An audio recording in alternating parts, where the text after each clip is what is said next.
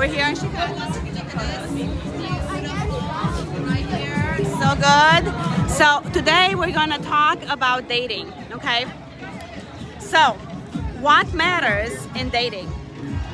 What matters? Are you with somebody that's kind? Are you with somebody that is loyal?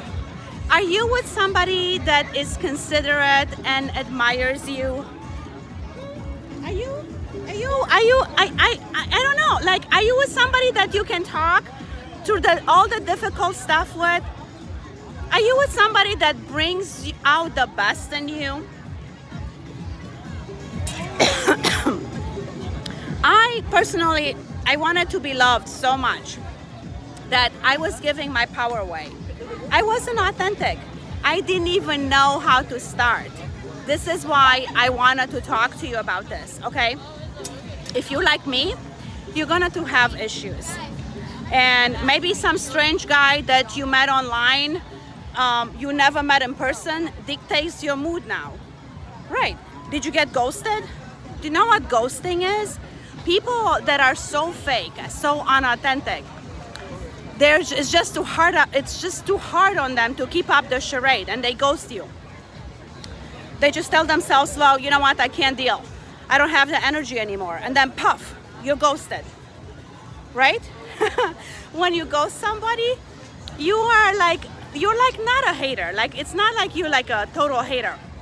You just don't have the energy to put up with the other person because you perceive them to be better than you, okay?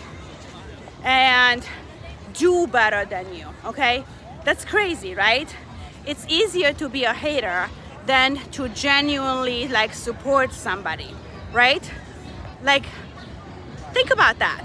And that's psychology.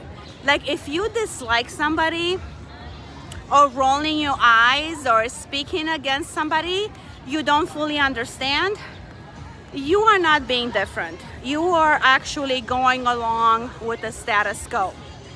Okay, let's go through some psychology names for this thing. The number one is called tall poppy syndrome, and is when people try to cut other people down just because they're standing out. Like, if they shine too bright or if they achieve something like the other person doesn't have, you become a target. Not because you've done anything wrong, but because your success feels like a threat to them. It feels like a threat to their comfort zone. They say things like, I don't know, she's just doing too much. I like people that are humble. I'm just different, you know. Just put yourself on a list. Where is it? Is it this one? I don't know if this is this one. Okay, maybe we have to go more further down. Yeah, we're gonna. No, I think it's more that way. Yeah, we're gonna do that. You're gonna say things like, you know, maybe I'm just different. You know. It's on top. Yeah, it's on top. Yeah, it's like. Okay, so then we're gonna go this way. Okay. All right. So you're gonna say stuff like, hey, I know that everybody loves them, but you know, I just don't like the energy. Yeah. Number two, there's a psychological thing called projection. Is when people take their insecurities and place them on somebody else, okay? And you're not likely doing too much. They're just like very uncomfortable seeing very confident people that have confidence that yet they don't have themselves, okay? And that sounds like this. They need to sit down somewhere before they embarrass themselves. Our brains are wired to compare ourselves to others. It's called social comparison theory. So when you see somebody traveling or thriving or glowing, it's natural to start asking, hey, what am I doing wrong? And instead of sitting with that discomfort, some people just lash out, okay? I had people say to me, hey, you're always on vacation. Do you even work? Yeah, I work for 30 years. I've done the reps. I punched in, okay? Number three, they're also internalized scarcity, okay? And this one is really big in my culture. Hold on one second. Hold on. All right, so we're back. So we were talking about internalized scarcity. And this one is really big in my culture. That's the real belief that there's not enough success to go around. Okay? We thought that there's only one seat at the table. So if somebody wins, you lose. It's not hate. It's called scarcity trauma. It's prevalent in poor communities. And it was prevalent in my culture. And it sounds like this. They got the job and I didn't. They must know somebody that helped them, or they're related, or something's going on. All right. So number 4, there's this concept called Schadenfreude. Okay, Google it. I have an American name. I don't think there's an American name for it, so we use the German word. Schadenfreude is when you're happy when somebody is doing bad, or you find joy in somebody else's failure. Let's be honest. Some people enjoy the downfall of others.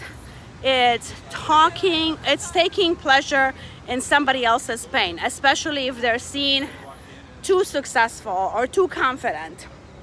It's like a quick hit of superiority, quick hit of dopamine, okay?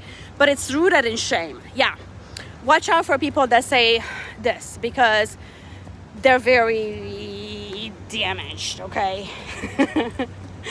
Haha, you didn't hear what happened to so-and-so? I knew that we're gonna go fall apart eventually. They definitely need some help. All of these are not liberating us, okay? They're not liberating us. They're keeping us small. So instead of thinking, why them? Try asking, why is their success making me think that I can't have that, and why? Because that's the root, and that's how you can start building be a successful person. So let's go back to relationships. Do you have a relationship that feels more like you were with a roommate? Yeah, I've been there. So you just learn to cope because it's financially secure, right? I've compromised my standards all the time. This is why I am where I'm at, okay? People choose who they love. And the hard thing is to accept that sometimes they don't choose you. Or they choose you for a little bit and then they move on, okay? Somebody's behavior will tell you the truth about how they feel about you. Sometimes if you're chasing love or chasing potential, you compromise your values. You give your power away because you want to be loved. Okay, can we go this way? We all have done that. And we accepted things because we just don't know how to communicate, okay? We just didn't even know how to express our emotions. We just suppress them. We repress all our emotions. There's not even we don't even know how to communicate our emotions. So we settle for far less than what we truly wanted, okay? We don't fall in love with the other person. We fall in love with the version of us that we get to be through and with the other person, okay? People behavior tells you exactly how they feel about you, okay? Your job is to observe who they are and let them be like who they are. People don't abandon people they love. They abandon people that we're using. If somebody likes you, you'll know. And if they don't, you'll be confused. And feeling confused is very dangerous to be, because when you're dating, you like them, okay? It's like you chasing the wrong person, and that leads you to the wrong places. Chasing the potential means that you know something is not right, okay? And you're ignoring the truth. The more chase people are that are doing, the more wrong people that you're chasing, the longer it's gonna take you to find the right one, okay? Don't pour your time and energy into people that don't give it back to you, okay?